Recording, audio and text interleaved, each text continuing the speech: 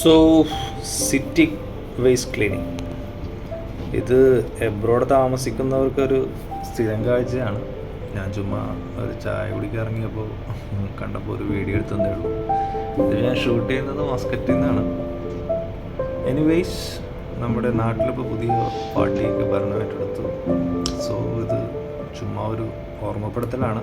ഇങ്ങനെയും പരിപാടിയൊക്കെ നാട്ടിൽ ചെയ്യാം എന്നതൊക്കെ കാണിക്കാനായിട്ടൊരു വീഡിയോ.